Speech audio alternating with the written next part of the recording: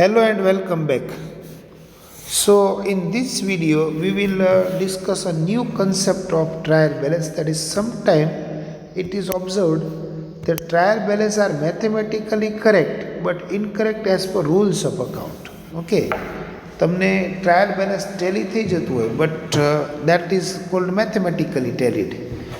If you have made any accounting mistake, okay, તો બી trial balance sometime mathematically તમને tally મળી જાય.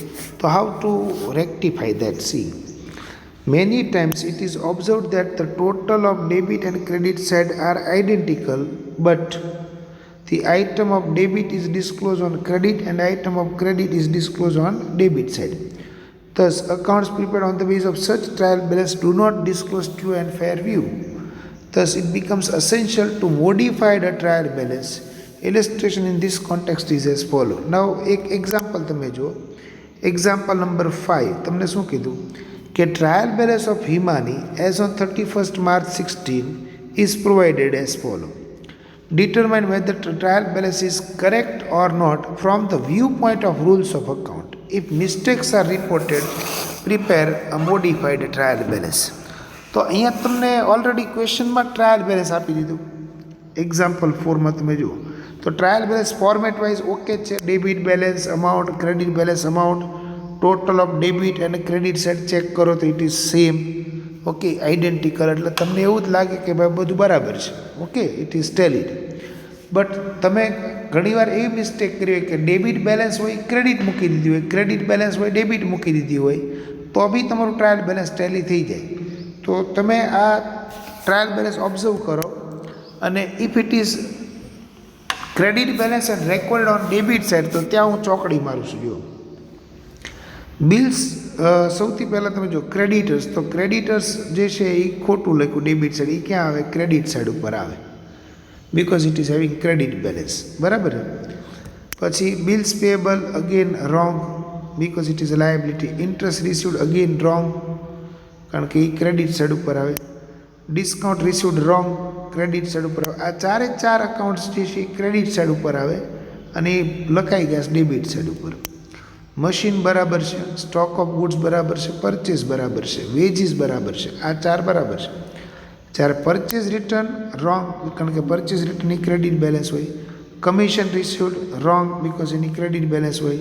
ડિવિડન્ડ રિસીવડ રોંગ, કારણ કે એની ક્રેડિટ બેલેન્સ હોય. તો આ જેટલી મેં કેન્સલેશન્સ કરાવ્યું, this all are having credit balance but by mistake it is return on debit side. Opposite તમે જો કેપિટલ ક્રેડિટ સાઇડ, તો ઇટ બરાબર છે. સેલેરી, તો કે salary is wrong because it is expense, so it has debit balance, તો અહીં આવું જો ડેબિટ સાઇડ. બેંક ઓવરડ્રાફ્ટ બરાબર છે. કસ્ટમર, તો એની ડેબિટ બેલેન્સ હોય. ડિસ્કાઉન્ટ અલાઉડ બી રોંગ છે, કારણ કે એની ડેબિટ બેલેન્સ હોય. સેલ્સ, તો સેલ્સ બરાબર છે પાછું because it has credit balance. Sales return is wrong because it has debit balance.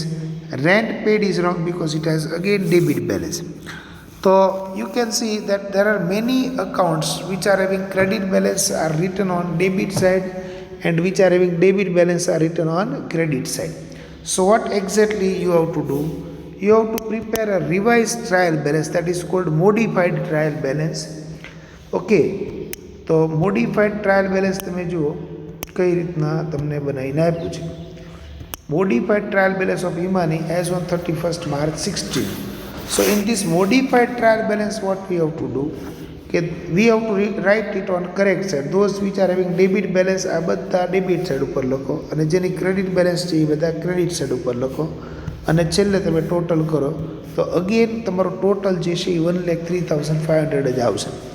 But now this trial balance is without any mistake.